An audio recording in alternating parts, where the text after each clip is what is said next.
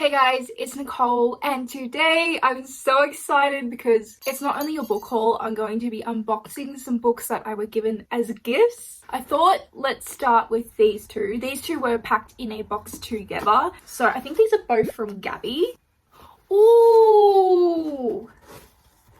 Oh my god, this is so pretty. The Mercies. I really just put this on my TBR recently. So this book takes place on a remote Norwegian island in 1617. It says on the back of this that this book is inspired by the real events of the Vardø storm and the 1621 witch trials. The Mercies is a story about how suspicion can twist its way through the community and a love that may prove as dangerous as it is powerful. I remember wanting to put this on my TBR because someone recommended it to me, and it's meant to be like a mix between historical fiction and fantasy. It sounds really beautiful the way it's written and told. Thank you, Gabby. I'm really looking forward to getting to this. Oh, I'm so excited. So this one is also from Gabby. Oh, she says congratulations on 2K. Thank you, Gabby. Oh, okay, this one's not from my wish list. I have no idea what this one is then. Oh, Girl, Woman, Other. Oh, I really wanted to get to this one. This one, the main booker last year. I don't know much about it. So it says, this is Britain as you've never read it. This is Britain as it's never been told. From the top of the country to the bottom, across more than a century of change and growth and struggle and life, Girl, Woman, Other follows 12 very different characters on an intertwining journey of discovery. It is future, it is past, it is fiction, it is history, it is a novel about who we are now. I'm intrigued. I'm very, very intrigued. One of my goals for next year is to get more into literary fiction, so this is so perfect. Thank you, Gabby. That's so thoughtful of you. I think I'm going to unbox this one next. Now, because it's from Book Depository, it's not going to have a note, but I think this is from Katy, as in Katy Brightness Reads, who's one of my closest friends here. I reckon this is from Katy. I'll be surprised if it isn't because it is the Bone Shard daughter. Ah! Katy really likes this. This is an adult fantasy. That's the first book in a series. I think there's a necromancer. Yeah, so the magic in this world is called bone shard magic, powering the monstrous constructs that maintain law and order. Oh, okay, so Lynn is the Emperor's daughter, but a mysterious illness has stolen her childhood memories and her status as heir to the Emperor. Trapped in a palace of locked doors and old secrets, Lynn vows to reclaim her birthright by mastering the forbidden art of bone shard magic. And then there's also a revolution. Lynn must decide how far she's willing to go to claim her throne and save her people. I'm so excited to get to this. Oh my goodness. Thank you, Katy. Oh, I should also say everyone who's given me gifts, and if they have a booktube channel, Gabby and Katy both have booktube channels, I will leave a link to their channels in the description box. Please check everyone out. I want to open this one. This one could be something I got for myself. It is! Oh my god, yes, look how pretty it is. Oh, okay. I haven't heard much about it, but isn't that cover just incredible? What originally really intrigued me about this book is the magic is to do with like animals and beasts and humans' connection to them. And I've been in the middle of reading the Farseer trilogy by Robin Hobb, and a lot of the magic in that also has to do with connecting to animals and understanding animals and having a relationship with them. So I really wanted to look more into books that have that kind of magic, and this one does. So one girl links beasts with humankind. She has the power to save them both or to destroy them. So the girl in this can talk to water serpents and these magical flying beasts that guard her queen. This skill gives her great power, but it also involves her in deadly plots that could cost her life. Could she save herself and prevent her beloved beasts from being used as tools of war, or must she face terrible battles to come? Okay, this one I think is from Rue, just because this one arrived first. Oh, okay, this is another one I'm so excited for. The Unspoken Name. Hang on, is there a note? Yes, there's a note. Yes, Rue, I will buddy read this with you. Let's put it on our January TBR. I'm so excited for this. I've heard incredible things about this, again, by Katy, who read it a month or so ago. I believe this book starts off and this girl is raised in this temple, and I think she's supposed to end up being a sacrifice for the gods, and she ends up running away. I'm not sure what else happens, but I know there's like a cult in here and there's like magic. I believe there's also a sapphic relationship. Oh, okay, yeah, so she runs away from the cult and turns herself into a thief, a spy, and an assassin. Sounds so good. Oh, I'm so excited for this. Thank you, Rue. Okay, this one. Oh, the Tethered Mage. Hang on.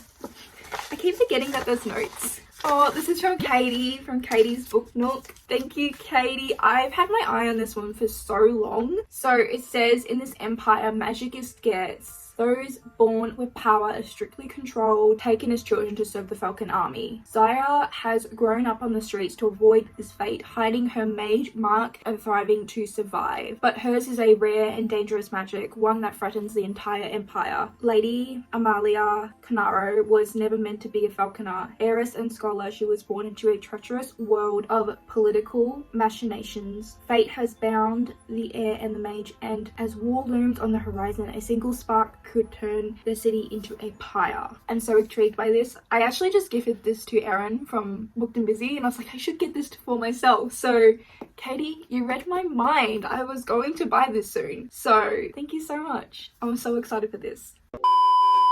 Okay, so it's Nicole from the future interrupting this video. I've had 3 other books arrive in the mail since filming this video, and I wanted to include them because 2 of the 3 are Christmas gifts, so I thought I may as well. The first is A Blade So Black, which is an Alice in Wonderland retelling I've heard nothing but incredible things about. That's honestly all I know, and that's all I want to know. I will be using this for a retelling video sometime in 2021, and this was so kindly gifted to me from my lovely friend Meg from Meg with Books. So thank you so much, Meg. I'm so excited to get to this and to do my Alice retelling video.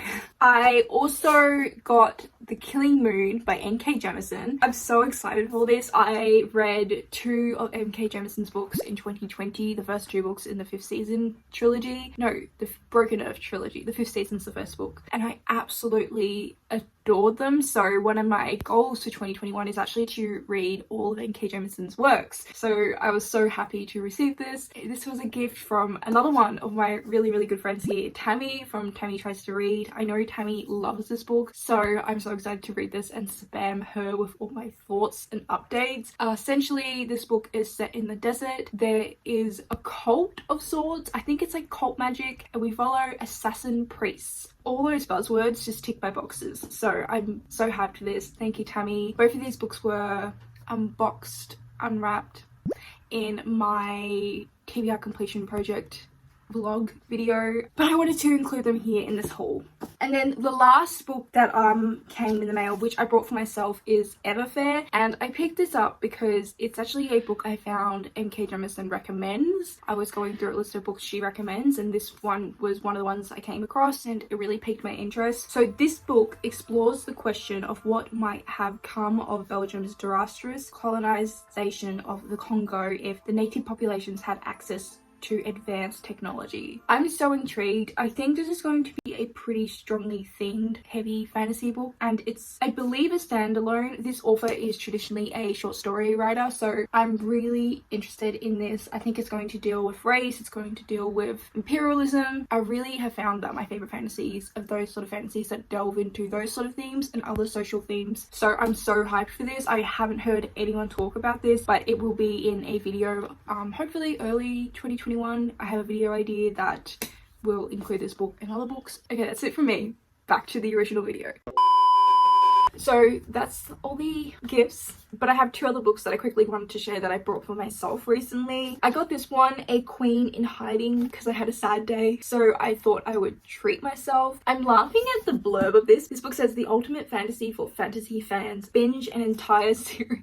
So orphan, exiled, and hunted this main character is, and she has to master the magic that is her birthright and become a ruthless guerrilla fighter and transform into the queen she is destined to be. But to do it, she must win the favor of the spirits who play in mortal affairs. Assemble an unlikely group of rebels. Oh my god, I love a group of friends. Oh, okay, and then she's got to also fight back for the throne and prevent what has happened throughout her kingdom. I think this is just going to be a really fun fantasy book to read, you know? And then the other book I grabbed was Parable of the Sower by Octavia E. Butler. I read Kindred earlier this year, and then I did start listening to the audiobook of this, and then I decided, no, I want a physical copy and I want to physically read it, so I've finally got around to getting myself a physical copy. I don't know a whole lot about this one, but a lot of people have actually been referencing this one in context and in relation to 2020, so I think this is a dystopian of some sort. It's also got a quote from John Green on the front that says, "Brilliant, endlessly rich, pairs well with 1984 or The Handmaid's Tale." tale. So yeah, it's a dystopian book, and Octavia E. Butler talks a lot about race and class. I really like how she explores themes. Like, I've only read one book, but I really liked how she explored the themes in Kindred, and I thought she did it in quite clever and very thoughtful ways. There's a lot of intent behind each choice she makes, and I just thought it was so clever. So I really want to read more of her books in 2021, and I will be starting with this one. I'm feeling very blessed right now, so thank you to those who gave me gifts. Please make sure to check my description box because I will have everyone's channels linked down below, and I highly encourage you to go check them out. But that is it from me today, so thank you so much for watching. I really hope that you're enjoying whatever you're currently reading, and I hope to see you next time. Bye!